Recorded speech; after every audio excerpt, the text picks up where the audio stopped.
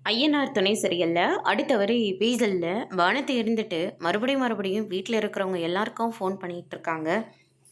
பாண்டிக்கு phone பண்ணவும் பாண்டி வந்து சுவிட்ச் ஆஃப் பண்ணிடுறாரு. அதனால் வானதி வந்து ரொம்பவே கோவப்படுறாங்க. வசந்த் இருந்துட்டு இதுதான் சரியான டைமு அப்படின்னு சொல்லிட்டு, நான் தான் அப்போவே சொன்னேன்ல அவன்லாம் ஏமாற்றிட்டு போயிடுவான் அப்படின்னு சொல்லிட்டு, ஆனால் யார் என் பேச்சை கேட்டீங்க? இப்போ பாருங்க நல்ல பழகிட்டு இப்போ ஏமாத்திட்டு போயிட்டான். இப்போ உங்க எல்லாருக்கும் திருப்தி இல்ல அப்படின்ற மாரி சொல்லிட்டு இருக்காங்க. உன்கிட்ட நான் அன்னைக்கே சொன்னேன். நாங்க அவன கல்யாணம் பண்ணி வைக்க மாட்டோம் அப்படின்னு சொல்லிட்டு. பிடிவாதமா இருந்த. நாங்க உனக்கு கஷ்டப்பட்டு கல்யாண ஏற்பாடெல்லாம் பண்ணோம்.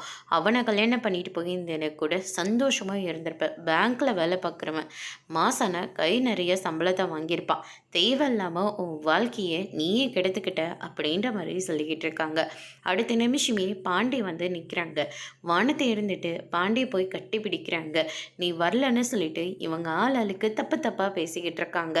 ஏன் பாண்டி நீ மட்டும் வந்திருக்க, வீட்டில் இருக்கிறவங்களாம் எங்க? ஏன் கடையில இருந்து இப்படியே வந்துட்டியா? என்னாச்சு பாண்டி உனக்கு அப்படின்னு சொல்லிட்டு கேட்கவும், எல்லாரும் என்னை தப்பாக புரிஞ்சுக்கிட்டு இருப்பீங்க, எல்லாரும் சேர்ந்து என்னை மன்னிச்சிடுங்க. நான் இப்போதைக்கு வானதியை கல்யாணம் பண்ணிக்கிறதா இல்லை. இன்னும் என் அண்ணன் கல்யாணம் பண்ணிக்காமல் இருக்காங்க. வீடும் இன்னும் கட்டாமல் இருக்குது.